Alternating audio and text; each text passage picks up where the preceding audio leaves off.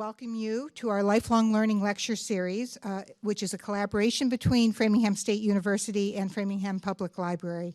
This series is sponsored in part by the Framingham Cultural Council, which is a local agency of the Massachusetts Cultural Council, and in part by the Friends of the Framingham Library. We thank them for their generosity.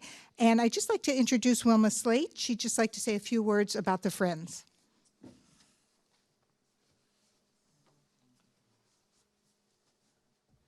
Hi, I see some familiar faces, so I know in this room there are some members of the Friends of the Framingham Library. After the program, I will be in the back of the room, and we would encourage those of you who are not yet members to join us. We supplement the nice budget the town gives the library and allow the library to do some extra things. When the library is open again, we will resume our monthly book sales to raise money to accomplish this. Memberships also accomplish this, and if you wish to make an additional contribution, that will help us out in this challenging time. So enjoy the program. Thank you. Thank you. Tonight's program is the Sonnet, Worlds into Words with Dr. Helen Heineman. Just a couple of announcements. Please note that restrooms are through the back door, women's to the right and men's to the left, and in case of emergency, please go to the nearest exit. The final two lectures in the Lifelong Learning series will take place on the next two Thursdays here in the Blummer Room. And this Saturday, the Danforth Art Book Club starts up from 10 to 11:30 a.m. at Danforth Art. This is a new collaboration between the library and Danforth Art. On Friday, November 13th at 7 p.m., silent films pianist Richard Hughes will be here to accompany the silent film The Freshman. This event will take place at the Callahan Center. Also, the Sunday concert on November 15th at 3 p.m. will also take place at the Callahan Center. Please visit our website, framinghamlibrary.org, for more details about dates and locations. And now I'm delighted to welcome our guest speaker. Helen Heineman has had an extensive career, including 43 years in teaching and senior-level administrative positions. She holds a bachelor's degree, summa cum laude, from Queens College, City of New York, a master's degree from Columbia University, and a PhD from Cornell University. She was chair of the English department at Framingham State University, then appointed academic vice president, and in 1999 became president of Framingham State University. She served until retiring in 2006.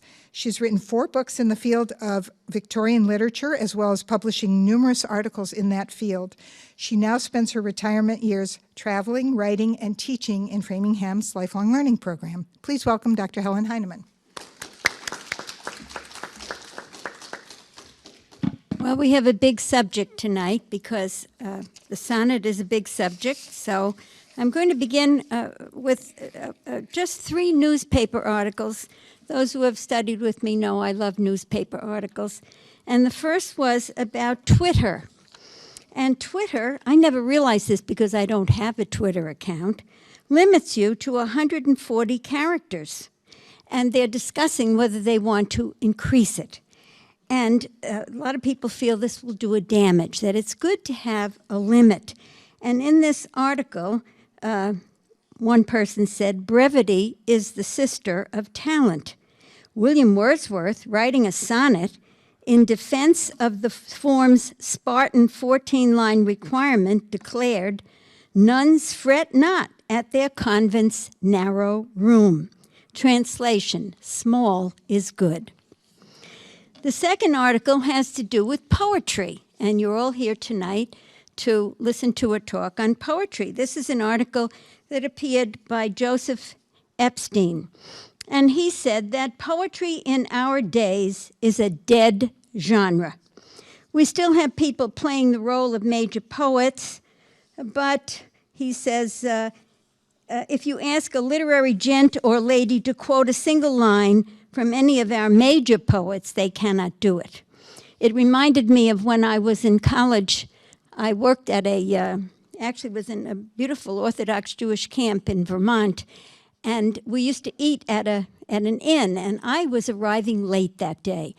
And my bunk, they were teenagers, one of them recognized Robert Frost. And they went over and they said, our counselor is an English major. Would you sign the menu for her?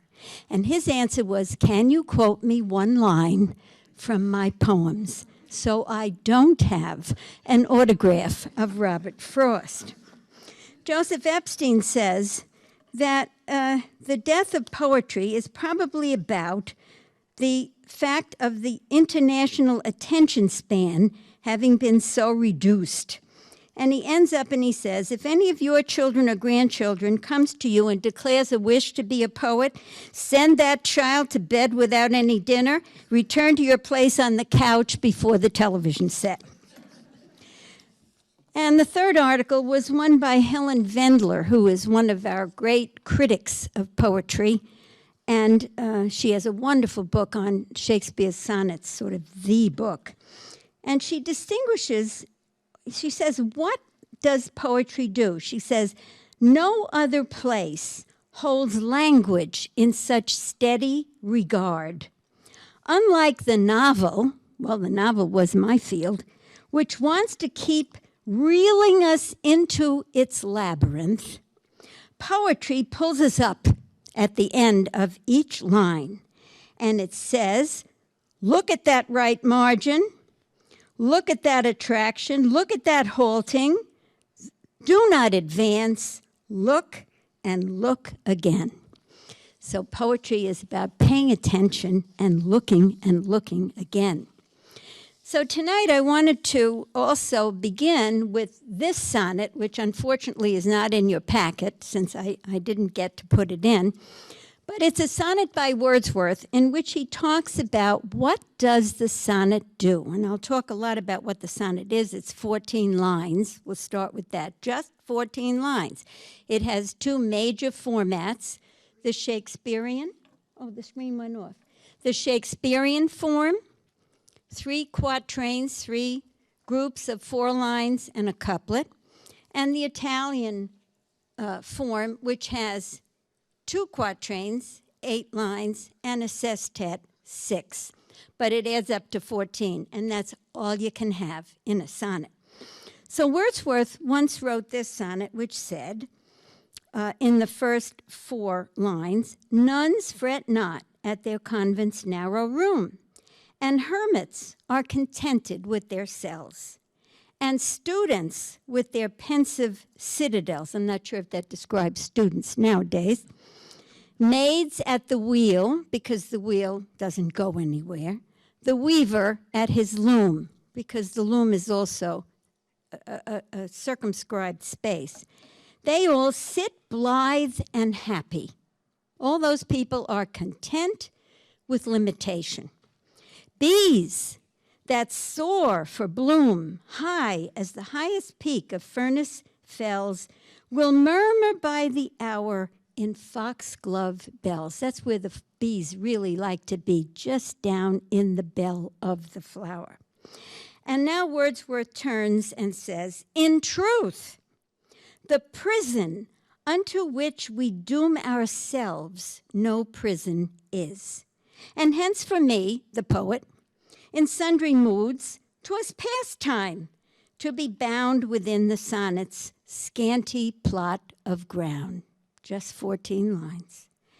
Pleased if some souls, for such their needs must be, who have felt the weight of too much liberty. I love that line. We're living in an age where I think we do often feel the weight of too much liberty, should find brief solace there as I have found. And it's remarkable that Wordsworth wrote this because he probably wrote more poetry than any person alive. He is a poet of expansion. He wrote the Prelude, 12 books long. He wrote the Excursion, 12 books long. But he's saying here it's wonderful to do something within a limited area.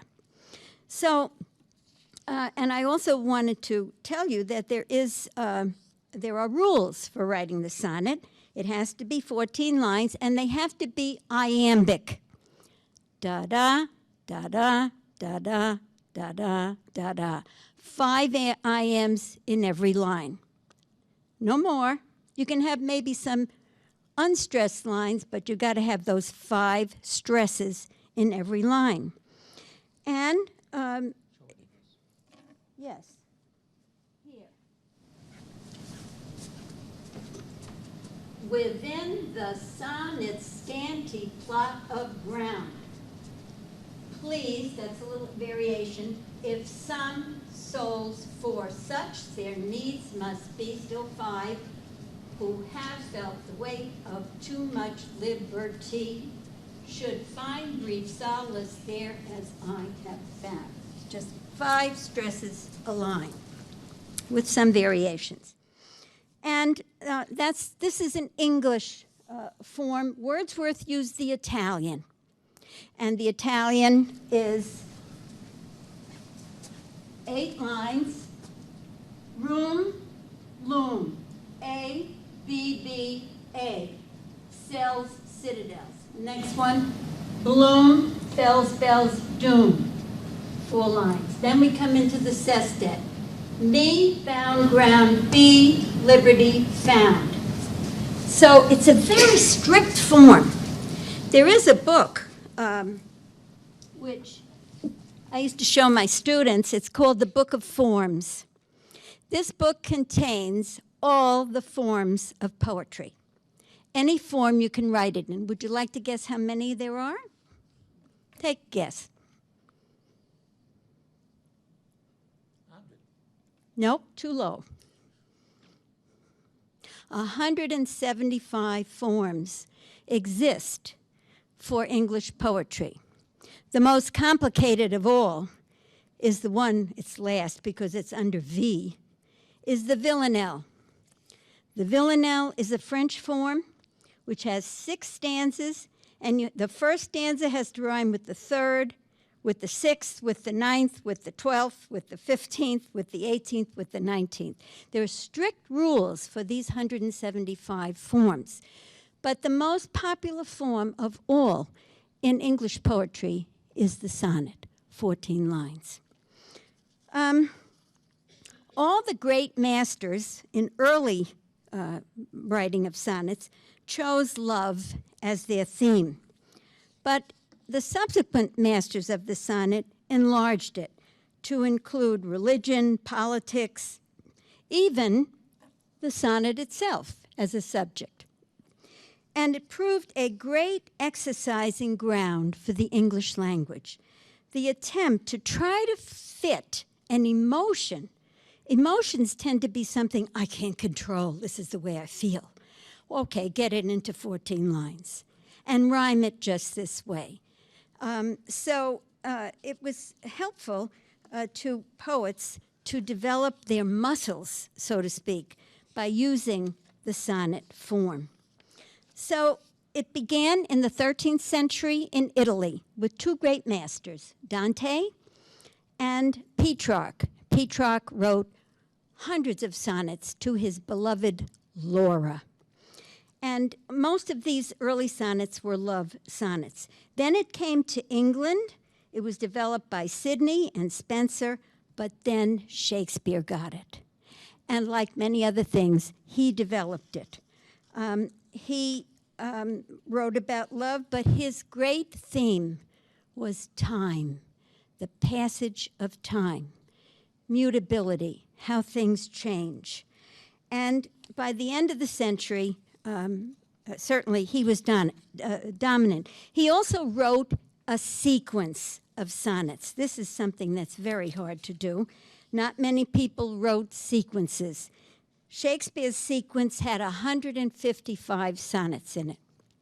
The first 126 are to a man, a handsome man who's his friend. He's beautiful. He's not having children. Why doesn't he have children? He could duplicate himself, etc., etc.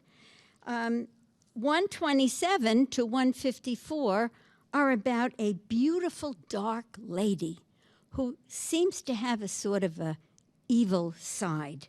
She's promiscuous. Eventually, she seduces the young man, the beautiful young man that Shakespeare idolized in the first. He has to choose between the two, and in the last sonnets of the sequence, he chooses the friend and rejects the lady. And a lot of people have said, this is personal, this is his life. We can read into this. I'm not sure that we can do that. But I've chosen 4 of his sonnets tonight to look at. So we can go to those first. The first one is Sonnet 18.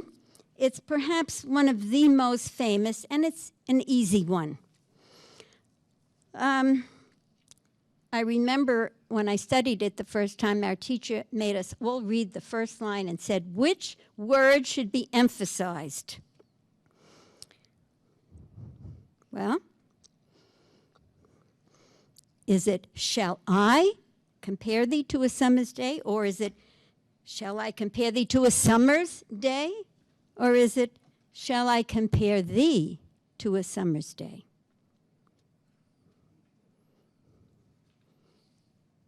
Thee. It's the woman who's important. And in the first quatrain, he talks about, he's comparing her to summer. Thou art more lovely and more temperate. And then he says, what's wrong with summer? Rough winds. Notice rough winds are 2 stresses. It's not rough winds, it's rough winds. And very often a poet will not use an I am when he wants to give you a stop and an emphasis. Rough winds do shake the darling buds of May, and summer's lease hath all too short a date. So what's wrong with summer? We all know it. Too short. And now we go to the next quatrain. Sometime too hot the eye of heaven shines, and often is his gold complexion dimmed. And every fair from fair sometime declines by chance or nature's changing course untrimmed. So what else is wrong with summer? It changes. Everything changes in life, doesn't it? And summer changes. And sometimes it's too hot. And now we go to the 4th quatrain. In every Shakespearean sonnet, there is what is called a turn. Sometimes the turn comes before the couplet. Sometimes the couplet is the turn. In this particular sonnet, the turn comes after the first 2 couplets in the, quatrains into the 3rd.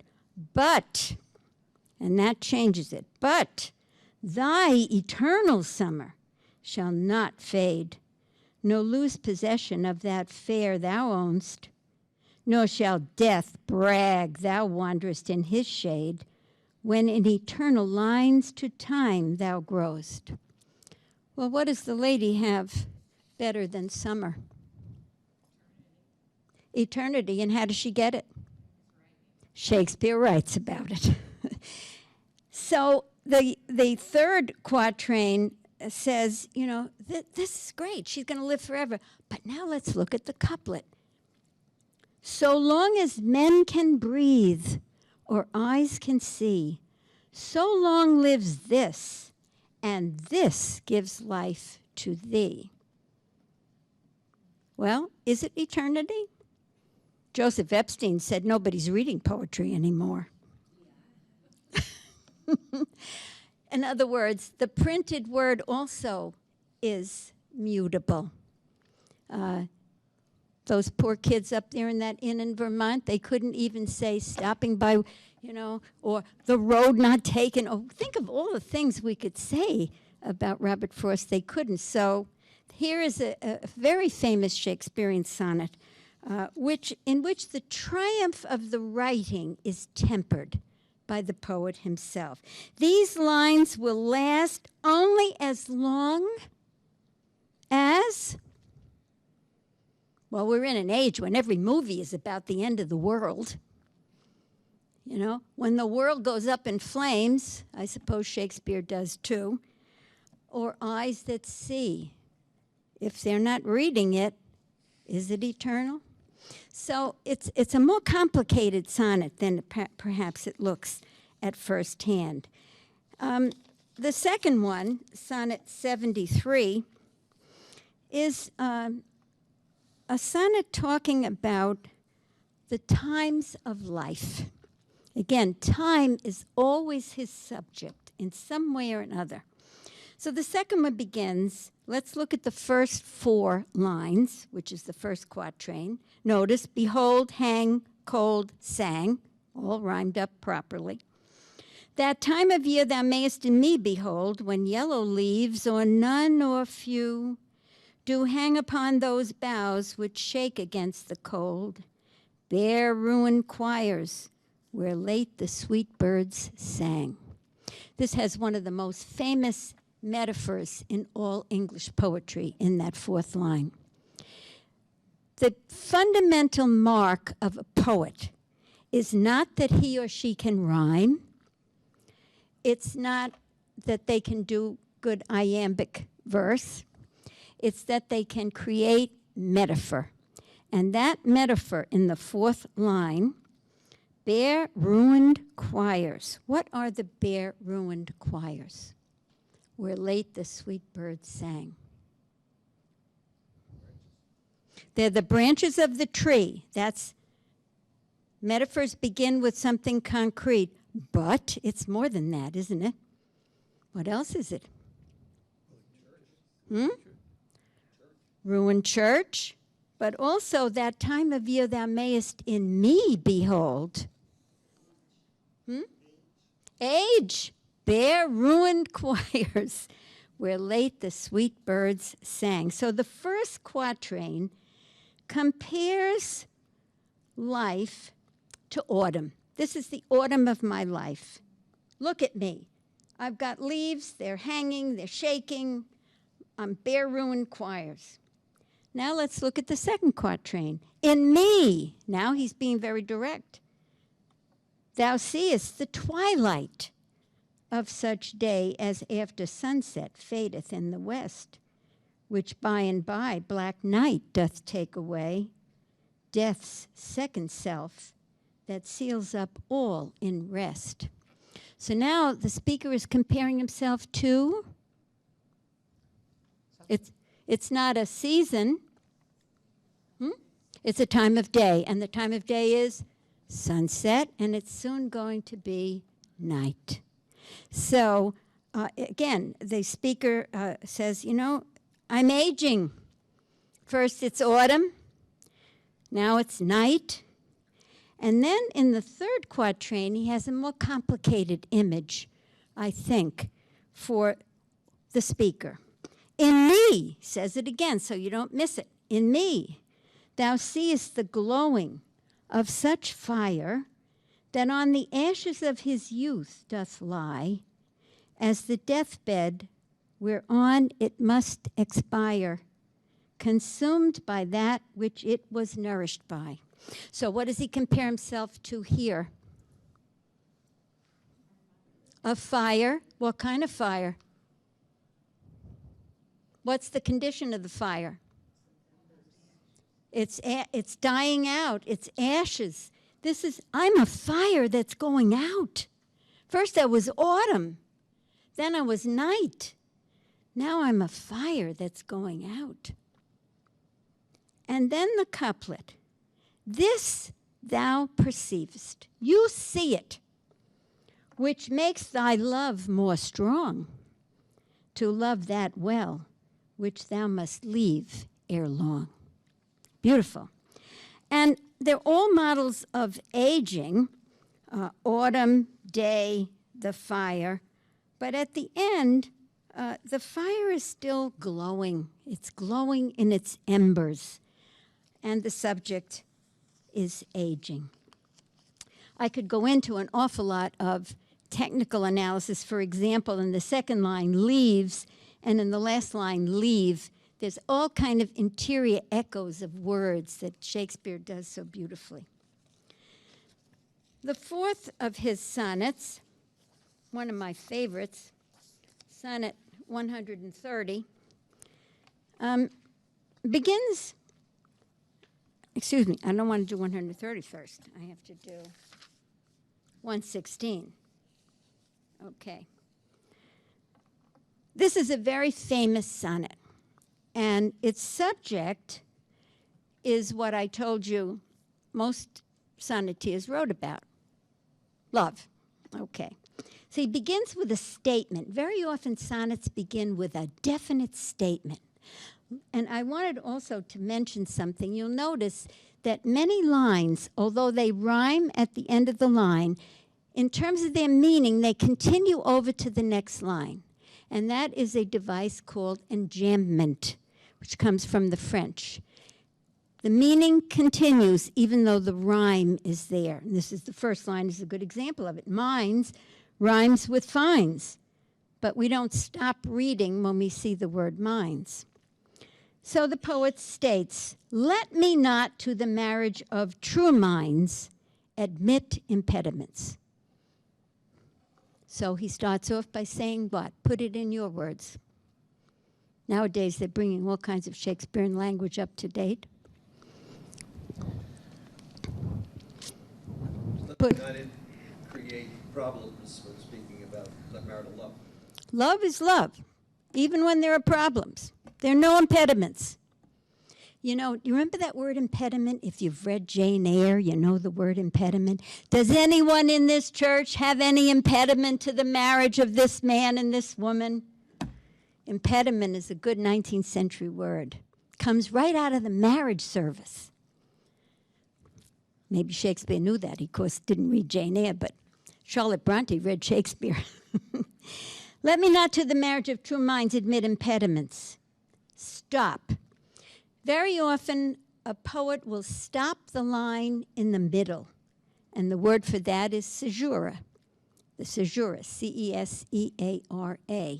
Let me not to the marriage of true minds admit impediments. So that's it.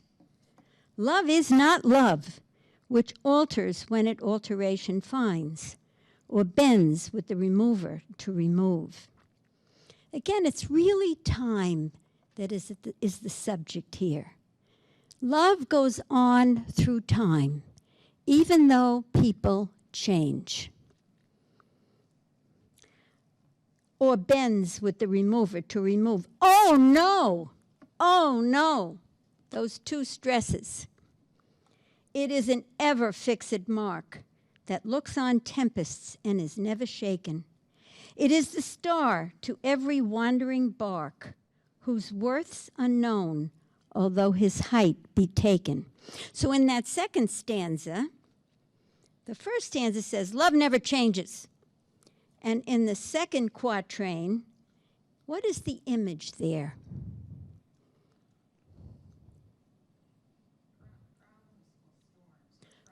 Storm, yes, but storms, instead of problems, which is a neutral word, storms. When there are storms, what about this boat? Never shaken. How come? You're steering by this star, and it's never shaken. And in the third quatrain, love's not time's fool, though rosy lips and cheeks within his bending sickle's compass come. You know, when you get older, you don't got a rosy cheek anymore. Love alters not with his brief hours and weeks, but bears it out even to the edge of doom. And the couplet, if this be error, and upon me proved, I never writ, nor no man ever loved. So it's a poem about love being permanent in spite of storms, change from being young and rosy-cheeked and having problems and all the rest of it. The fourth one that I've chosen, and remember there are 155, and they're just, a lot of them are wonderful. This one is a kind of a joke because most sonnets in the Renaissance were written about how beautiful the lady is. She has red lips, she has blue eyes, she has golden hair. She has a wonderful breasts. She has this and that. So if you were living in the Renaissance and you read a lot of these poems, you would be shocked by the opening of this sonnet. My mistress' eyes are nothing like the sun. So you have to imagine some sonnet that says, my mistress's eyes are just as bright as the sun. Coral is far more red than her lips red. If snow be white, why then her breasts are dun. If hairs be wires, black wires grow on her head. Generally speaking, most of the ladies are blonde. You ever notice the newscasters nowadays, all these weather girls, they're all blonde. Everybody wants to be that, you know? Now Shakespeare, his mistress has black wires growing on her head. Second quatrain. I have seen roses damasked, red and white, but no such roses see I in her cheeks. And in some perfumes is there more delight than in the breath that from my mistress reeks. And this is the age before Colgate, so, you know, probably there are times when somebody's breath is not the greatest. And he accepts it. This is reality. Third quatrain. I love to hear her speak, yet well I know that music hath a far more pleasing sound. I grant I never saw a goddess go. My mistress, when she walks, treads on the ground. And then the turn here comes in the couplet. And yet, by heaven, I think my love is rare as any she belied by false compare. He's one of the great sonneteers, is Shakespeare, and we could spend a lot of time on him. But he's 155 of them you can go home and read at your leisure. After Shakespeare, really, not much else happens in terms of the sonnet. In the 17th century, John Donne wrote a series of sonnets called the Holy Sonnets, and they're very good. They're religious sonnets. They're very intense. They're very personal.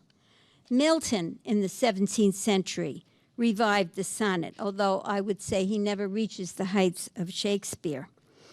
And in the 18th century, nobody wrote sonnets, not that are worth looking at. The 18th century is the great age of the couplet. Pope writes in couplets and so forth. So it's not until the 19th century, so Shakespeare's writing in the 16th century, it takes 300 years for somebody else to decide to use this limiting form. And ironically, it's Wordsworth. Wordsworth actually wrote too many sonnets. He wrote 500. No, I'm coming up to, I'm just saying this first. But he did do a handful of pretty good sonnets, which we're going to go over. But before Wordsworth, I want to look at the poet Keats in the 19th century, who was the youngest of the Romantic poets, and he wrote only about 6. Compared to the hundreds that Wordsworth produced, they're actually wonderful sonnets. And I wanted to tell you the story of one of the first sonnets he composed. Keats was a poor medical student. He was training to be a doctor, and he hated it. He hated operation. He hated seeing blood. But he was trying hard. But he got involved with a literary group of people who were pretty much together with this man, Leigh Hunt. Leigh Hunt is not a great writer, but we remember him for being a great supporter of poets, and particularly Keats. But Leigh Hunt used to have all these literary people out to his house. And you know what they used to do for an evening's fun? They used to have sonnet competitions. And they'd say, okay, we're going to take an hour or however much time, and everybody writes a sonnet, and we're going to give you the subject, and then we'll pick the best. And on this particular night, the subject was an unlikely one for a sonnet to be written on. They said, let's write a sonnet on the grasshopper and the cricket. One of the people present tells the story. I can't tell how long this lasted. I was not the umpire. We didn't have a stopwatch. But the time was very short. And I want us to look for a moment at the two sonnets that were written that night. The first, the one by Leigh Hunt. And remember, he's the host. He's very well known. Nobody knows Keats. He's nobody. And here's Leigh Hunt's on the grasshopper and the cricket. Green little vaulter in the sunny grass, catching your heart up at the feel of June. Sole voice that's heard amidst the lazy noon, when even the bees lag at the summoning brass. So what's in the first quatrain? What do you see? Yeah, that's the rhyme scheme, but it's a grasshopper. Right. Green little vaulter. And the second quatrain, and you, warm little housekeeper, who class with those who think the candles come too soon, loving the fire, and with your tricksome tune, nick the glad silent moments as they pass. Second quatrain, the cricket. Warm little housekeeper. Does it remind you of anything? Well, let's go on. Next quatrain. Oh, sweet and tiny cousins that belong one to the fields. Which one is in the fields? The grasshopper. The other to the hearth, the cricket. Both have your sunshine. Both, though small, are strong at your clear hearts. And both were sent to earth to sing in thoughtful ears this natural song, indoors and out, summer and winter, mirth. So, it's a grasshopper and it's a cricket. And what do? They sing. They sing a happy song. Joan Walsh Anglin could make a card of this. Keats. The poetry of earth is never dead. When all the birds are faint with the hot sun and hide in cooling trees, a voice will run from hedge to hedge about the new-mown mead. That is the grasshopper's. He takes the lead in summer luxury. He has never done with his delights. For when tired out with fun, he rests at ease beneath some pleasant weed. So the first two quatrains describe the grasshopper. And how is he described? Can you see him? Can you see him? Is he a green little vaulter? No. He could be, but we don't describe him that way, do we? How do we describe him? All right, think about that for a minute. Now comes the sestet. The poetry of earth is ceasing never. Look at those two lines. Ease, weed, ceasing. Think of the sound patterns. On a lone winter evening, when the frost has wrought a silence, from the stove there shrills the cricket's song, in warmth increasing ever, and seems to one in drowsiness half lost, the grasshoppers among some grassy hills. So what does Keats do with the grasshopper and the cricket?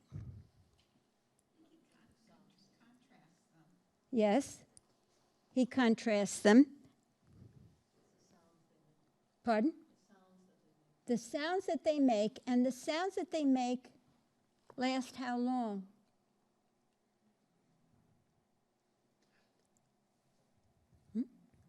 How long?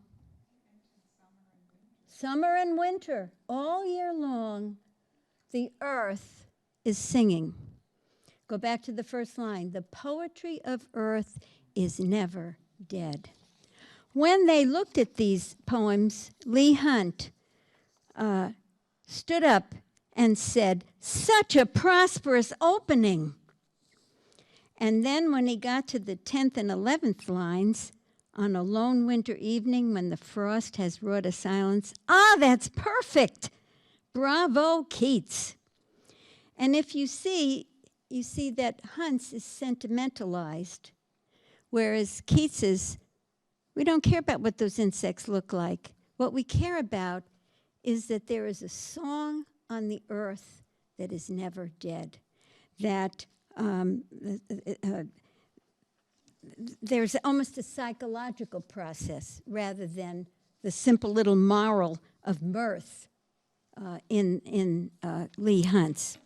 Well, it was one of the times that Keats began to be recognized, and he wrote, as I said, 6 really great sonnets, and one of them I've chosen for us to look at on first looking into Chapman's Homer. This is Keats, who died very early, alas, of tuberculosis, wrote very little. When he died, he felt that he hadn't achieved anything. He told his friend Joseph Severn, who had nursed him through his last terrible illness, I want you to write on my tombstone, here lies one whose name was writ in water. And Joseph Severn, who was a great artist in the 19th century, one of the really fine artists, decided that he would comply with Keats's wishes. But if you go to the cemetery in Rome, you'll find the stone says something like, I don't remember it exactly, in the despair of his heart, this young English poet said, wanted inscribed, here lies one whose name was written in water. But John Keats was one of the great poets of the age, something like that. And when Joseph Severn died, he lived to be a very old man. His wife said she wanted him buried next to Keats. So his gravestone is next to Keats's in the cemetery in Rome. It's a long story. It's a great story. All of Keats's friends said they wouldn't go with him to Rome. He was dying of tuberculosis, and everybody said his last chance is to go to Rome, to a sunny climate. All the friends had something to do. And Joseph Severn, who hardly knew him, said, I'll go, and nursed him in his last illness. So it was right that he be buried next to him. On first looking into Chapman's Homer is a new subject for poetry. And the subject is translation, a work of art.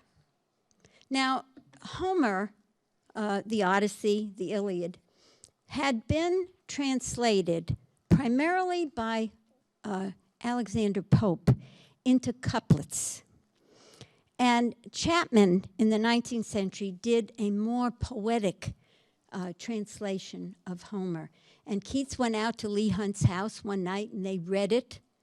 And he was so taken with this new translation, which was so beautiful. He walked back home. I think the walk was 16 miles. He lived from Leigh Hunt's house. Walked back in the middle of the night, composing in his head, arrived home early in the morning, sat down and wrote this. And it's one of the miraculous sonnets. One has to say also that before he wrote it, he had also, trying to improve his health, had spent 2 months in the town of Margate, which is on the English Channel. It's sea breezes. So he had the sea in his mind and in his thoughts. And also, in those 2 months, the astronomer Herschel discovered a new planet, Uranus. And it was all the big news. And finally, Keats was reading Robinson Crusoe. So if you put together being by the sea, reading about a new planet being discovered, and reading Robinson Crusoe, you get some of the sources, plus hearing this translation. So he begins. Much have I traveled in the realms of gold. Well, what does he mean, the realms of gold? I mean, he never left England until he went to die in Rome. What are the realms of gold? What do you think? Books, poetry, the realms of gold. Poetry is sort of like the highest thing in those days. You know, every age has a great form. The Renaissance The great form is the drama. The greatest literature of the Renaissance is the drama, mostly Shakespeare. The great form of the 18th century is the couplet, and the novel begins. In the 19th century, the great form is poetry, early 19th century, 1798 to maybe 1850. Wordsworth dies in 1850. That's sort of the end of it, although there's Tennyson to come. And in the second half of the 19th century, the novel, the great Dickens, Trollope, so on, the Brontes, George Eliot.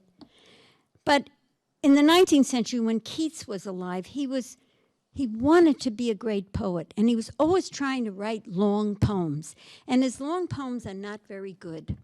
He wrote one long one called Endymion, which you read when you're in graduate school, but it's really nothing that I could ever ask you to come out on an evening to read with me. And his form was the short poem. He wrote 6 sonnets, but his great form is the ode, which he developed. It's a combination of the sonnet with some other variations. Ode to a Grecian urn, Ode to a Nightingale, Ode to Melancholy. Those are his great poems. But his output is very small. But the realms of gold are poetry. Much have I traveled in the realms of gold, and many goodly states and kingdoms seen. Round many western Irelands have I been, which bards in fealty to Apollo hold. Apollo is the god of poetry and literature among the Greeks. So that's it. I've traveled. I've read all that poetry. Next quatrain. Oft of one wide expanse had I been told that deep-browed Homer ruled as his demesne. Yet did I never breathe its pure serene till I heard Chapman speak out loud and bold. So he had read Homer, but he never realized what it was like. Now the turn in the sonnet. Then felt I like some watcher of the skies when a new planet swims into his ken, or like stout Cortez when with eagle eyes he stared at the Pacific, and all his men looked at each other with a wild surmise, silent upon a peak in Darien. So if I were to ask you for one word that would describe what did Keats think of when he read Chapman? You wouldn't mention Cortez, and you wouldn't mention the Pacific and a peak in Darien. You would use another word. Amazed at, keep going. Discovery. He made a discovery. He read Chapman. And the only way he can say that as a poet is not use the word discovery, which is somewhat abstract. If I said to you, discovery, draw a picture of discovery, what could you draw? Nothing. But if I said to you, draw me a picture of stout Cortez staring at the Pacific, you could do it. That's what metaphors do. They make pictures. Poets can make pictures that bring an experience into us, not in abstraction like discovery, but with a picture of something. Now, he actually got it wrong because it was Balboa who discovered the Pacific, but who cares? Now, Wordsworth. Well, the sonnet really took a kind of almost popularity after Wordsworth and Keats, and Shelley wrote some. You may know one of Shelley's very famous one, Ozymandias, and many romantic poets wrote them. And actually nowadays you can count almost anything. Someone counted and found out that 2,500 sonnets were published in English between 1740 and 1800. I didn't have any trouble because there's just a few that are really good. Actually, if you counted the number of sonnets that people put in magazines and newspapers, you might double that number.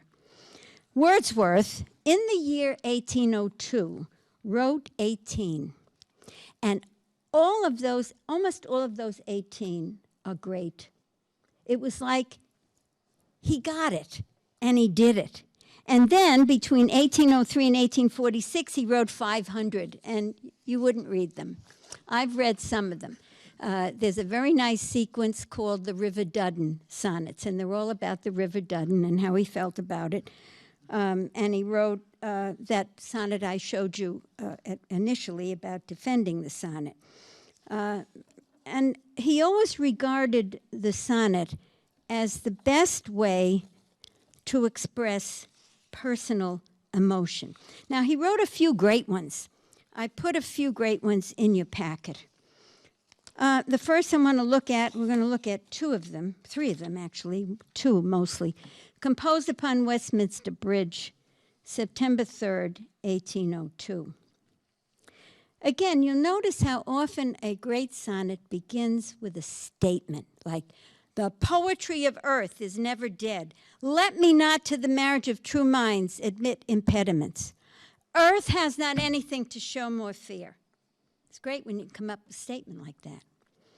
"Dull would he be of soul who could pass by a sight so touching in its majesty."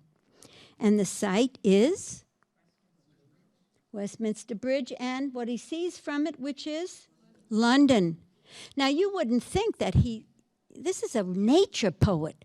Wordsworth is the guy who's up in the Lake District. He loves nature. He's always hating cities. He resisted the railroad. He got it stopped. They wanted to bring a railroad up to the lake country. He had it stopped. He didn't want anything like that. And yet, he didn't want tourists. And yet, here, he says there's something touching about this city. Now, notice, he stops in the first quatrain. He stops after the third line. You'd be dull if you passed by this sight.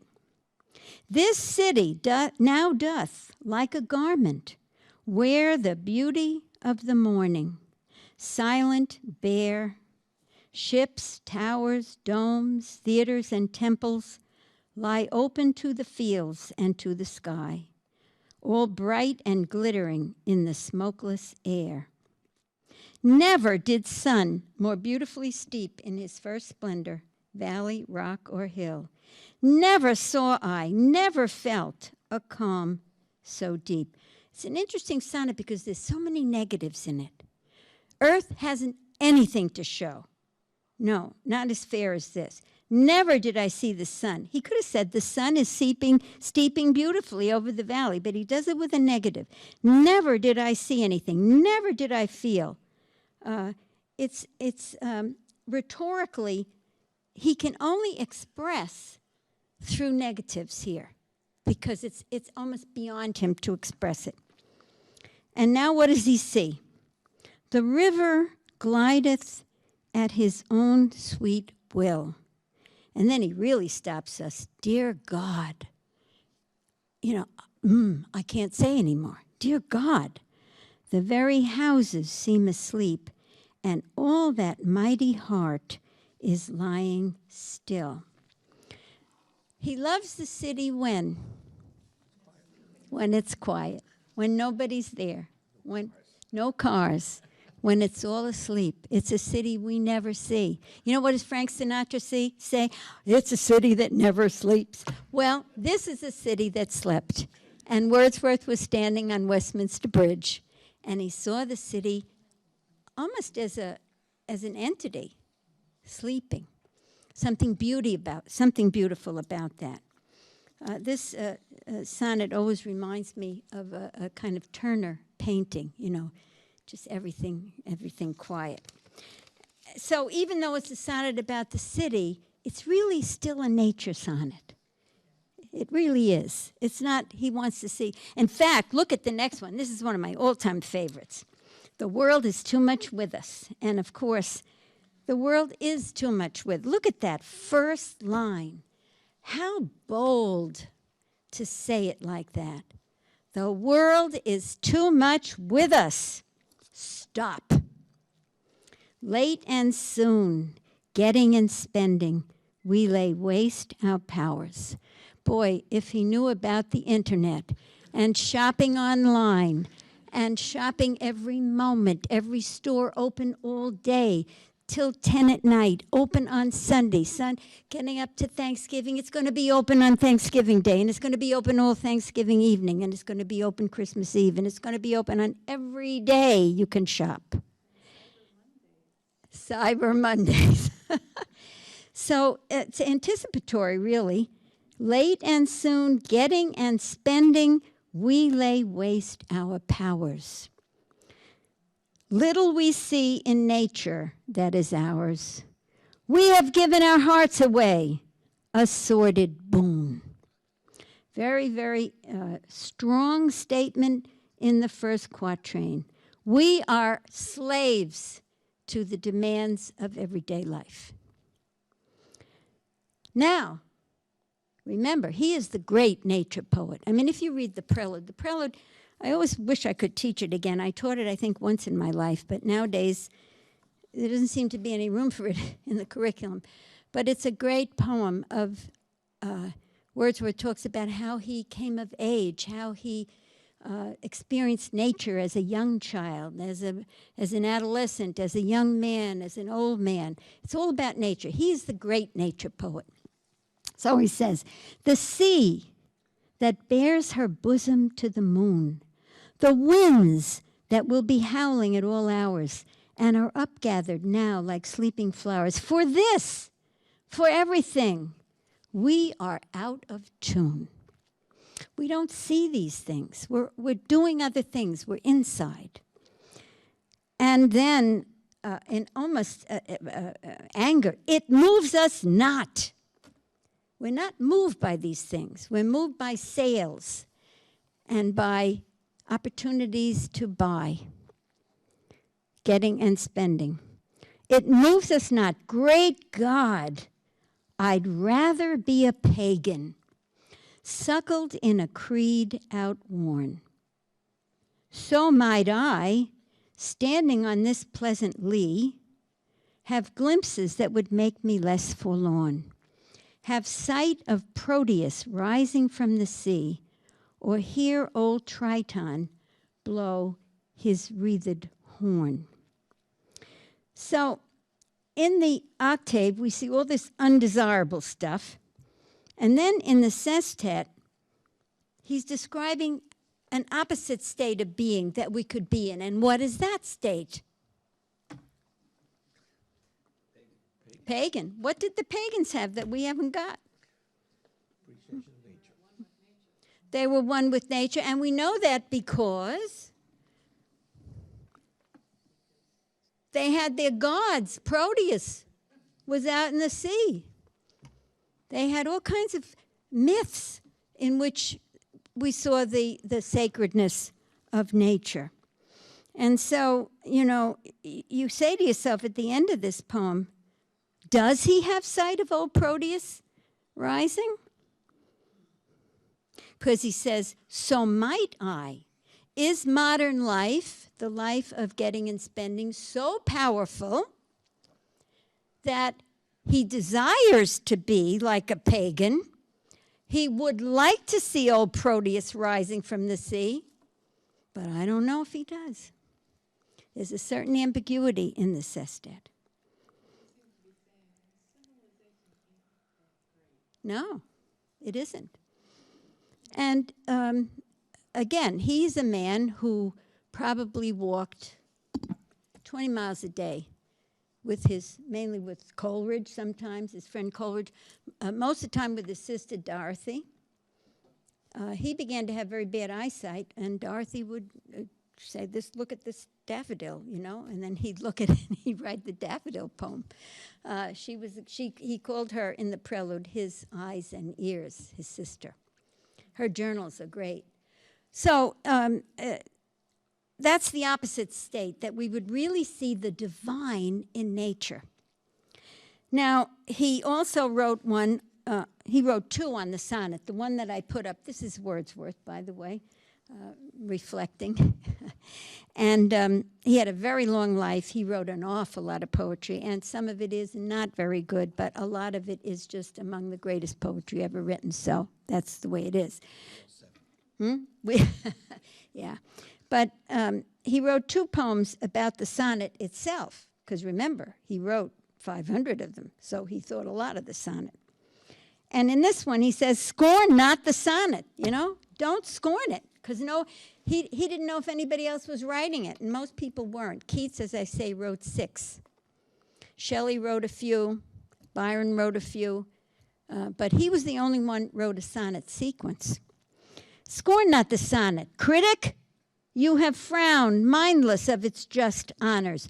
With this key, Shakespeare unlocked his heart. He believed that the sonnet sequence told the story of Shakespeare. And then he talks about Petrarch. He mentions all of the great writers of sonnets, and he loved Milton. Milton, in his hand, the thing became a trumpet. So Wordsworth telling us that the sonnet is not to be disrespected, so to speak. Now, in the Victorian period, 1850 on, not many people wrote sonnets. Tennyson didn't like it. It was too narrow for Tennyson, and Browning didn't like it. Browning needed more space. Elizabeth Barrett Browning liked it. She wrote a sequence, Sonnets from the Portuguese. They're very conventional, they're very sentimental, they're very emotional, they're not great, but we'd always remember, how do I love thee, let me count the ways. One of the Victorians who wrote sonnets was Thomas Hardy. And Hardy was primarily at first a novelist. And he wrote, as you know, many great novels. Tess of the D'Urbervilles, Far from the Maddening Crowd, Mayor of Casterbridge, Woodlanders, et cetera, et cetera. And then when he wrote Jude the Obscure, which is really a very tough novel to read, especially since it has to do with children killing themselves, he got terrible reviews. And he said, I'm never writing a novel again. I can't do it. And he started writing poems, and he became a great poet. It's amazing. There's only maybe 1 or 2 writers in the whole of English literature who are both great writers of fiction and great poets. D.H. Lawrence is one. D.H. Lawrence is a great poet. He has a few sonnets, but I don't have time for them. And Hardy is a great poet. And he actually wrote some sonnet sequences, too. I wanted just to look at one. It's a famous one. And it really, I put it in because it expresses what happens in the Victorian period, the late Victorian period, when Hardy wrote these poems. There is a feeling of, gee, do I believe in all this Christianity stuff? Do I believe, remember they've made discoveries about fossils being found. The age of the earth is different. Huxley writes things that question Christian belief. Was the world created in 7 days, et cetera, et cetera. And Hardy begins to lose his faith, and he loses it. He has a wonderful poem, it's not a sonnet, called The Oxen, in which he goes out to the stable on Christmas Eve, because there's this old story that on Christmas Eve, the ox and the ass bow down. And he goes out hoping it might be so. He doesn't believe it. And Hap expresses the way many late Victorians felt. They had lost the certainty of religious faith, and what did they have, So Hap is a very strong poem, and it's a sonnet, because Hardy wrote in more forms than any other English poet. If you look in that book of forms that I have in the back, they list all the forms, and then they tell you poems that are in these forms. You'll find many by Hardy. He was an experimenter and a great poet. So Hap, if but some vengeful god would call to me from up the sky and laugh, thou suffering thing, know that thy sorrow is my ecstasy, that thy love's loss is my hate's profiting. So what kind of God does he envision here? Uncaring, unaware, vindictive, vengeful. I like all the bad things that are happening. Then, second quatrain, would I bear it? Clench myself and die, steeled by the sense of ire unmerited, half-eased in that a powerfuller than I had willed and meted me the tears I shed. I don't mind, I could suffer, as long as I could believe in a God. Said, I'm doing this to you. This is the way the universe is.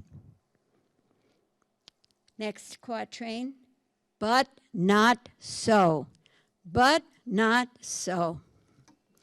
How arrives it? Joy lies slain.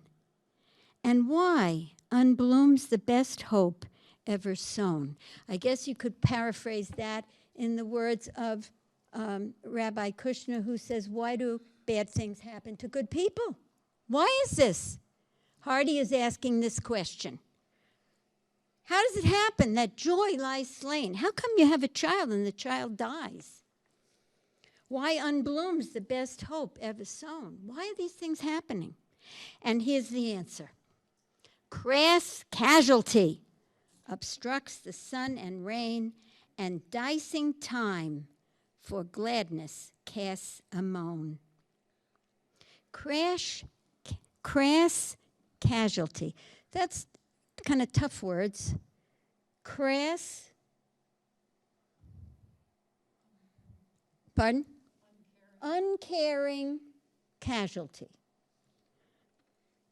Obstructing the sun and time playing dice. These purblind doomsters had as readily strewn blisses about my pilgrimage as pain.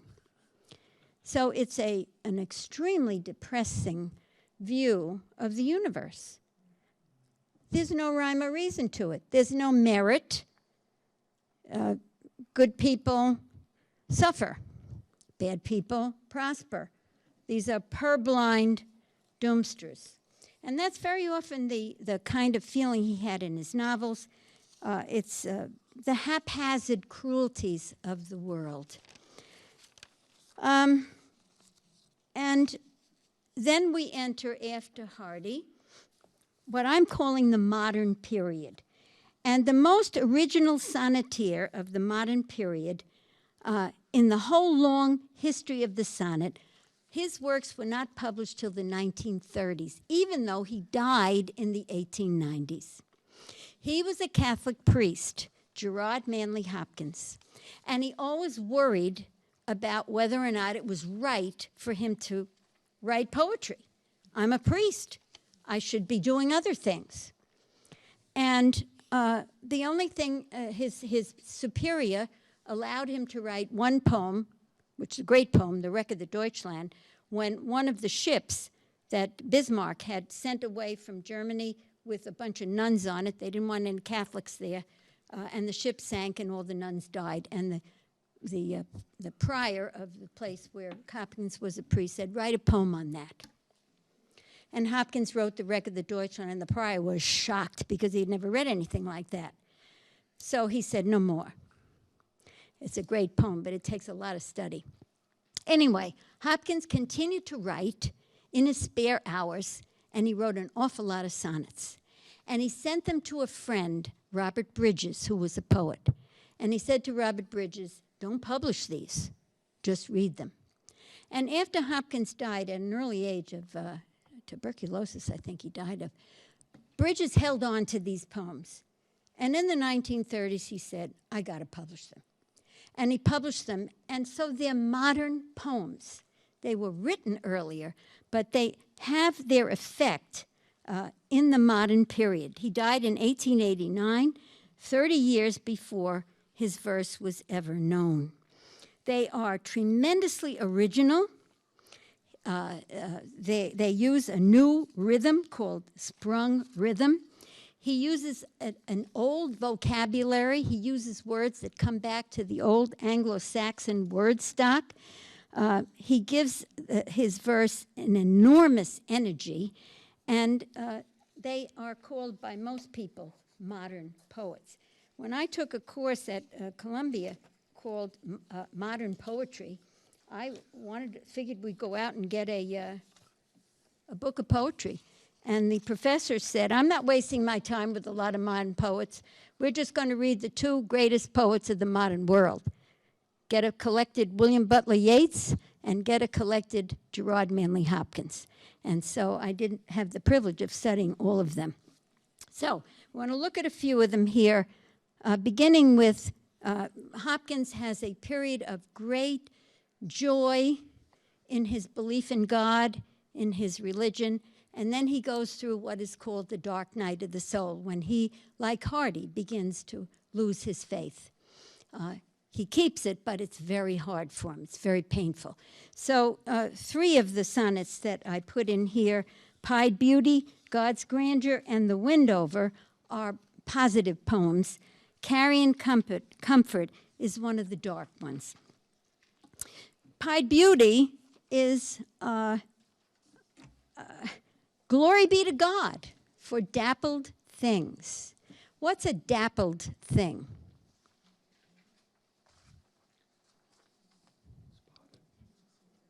Dappled.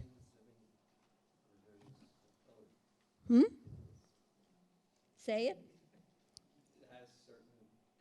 Lots of different colors. It's dappled.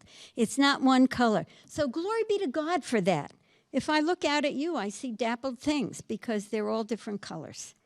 For skies of couple color as a brinded cow. For rose moles. I'm not going to be able to go over every bit of it. And he says at the end of this sonnet, it's he, it's God, who fathers forth, whose beauty is past change. Praise him. This is one of the optimistic, joyous sonnets. Also, God's grandeur, a wonderful image in the first line. The world is charged with the grandeur of God. What's your image? What image do you see? What does the word charged bring up? Light. And how do you get light? From a charge in a battery. So the world is charged up with the grandeur of God. It will flame out like shining from shook foil. And then he says, why do men then now not reck his rod? Why don't people pay attention to God? And he says in the next quatrain, very much like Wordsworth, the world is too much with us. Generations have trod, and all is seared with trade, bleared, smeared with toil, and wears man's smudge, and shares man's smell. The soil is bare now, nor can foot feel being shod. We wear shoes. We have asphalt. We can't feel the earth. And then he turns it in the sestet. And for all this, in spite of all the getting and spending, and the generations who have trod, nature is never spent. Now, he's writing in 1889. We fear today that nature may be being spent. Talk about glaciers melting. We talk about fish dying. We talk about species vanishing. Hopkins is still writing this. He's a modern poet, but I wonder if he would write this line today. I don't know. For all this, nature is never spent. There lives the dearest freshness, deep down things. Wonderful line. Deep down in nature, it's fresh. And of course, his answer of why this is a religious and particularly a Catholic Christian answer, because the Holy Ghost, because there's a spirit brooding over the world, that is infusing it, that is charging it. So you can think of whatever way you want to think of that, but there is a spiritual charging up of the world so that nature is never spent. So Hopkins still optimistic. And I'm going to skip the window over, I'll never get done. But in Carrion Comfort, it's a terrible sonnet because he says, I'm not going to despair. I'm not going to despair, but he sees God in the second quatrain as thou terrible. Thou terrible. This is more akin to Hardy's purblind doomsters, except Hopkins sees God as a terrible God who is laying a lion limb against me. And God almost becomes a cannibal. He is scanning with darksome, devouring eyes my bruised bones. It's a terrible image of God is there, but God is terrible. And why, he says, why is this happening? And then he chooses an image that, you have to pound the grain to enable it to lie sheer and clear. But at any rate, the dark sonnets, and there are many of them, are terrible. In the 20th century, nobody is as radical and experimental as Hopkins. But the modern sonnet is personal, it's concrete, it's colloquial, sometimes it's even slangy. And I chose two by Robert Frost. Again, they're very pessimistic. It's hard to get positive poems in the modern world. Frost dies in 1963, so he saw 2 world wars. And he sees, we can look at design. He finds a spider, fat and white, holding up a moth. The spider caught the moth. Why? Because he's white, and the spider is white, and the flower is white. And in the sestet, Frost asks, what brought the kindred spider to that height? Then steered the white moth hither in the night. What but design of darkness to appall?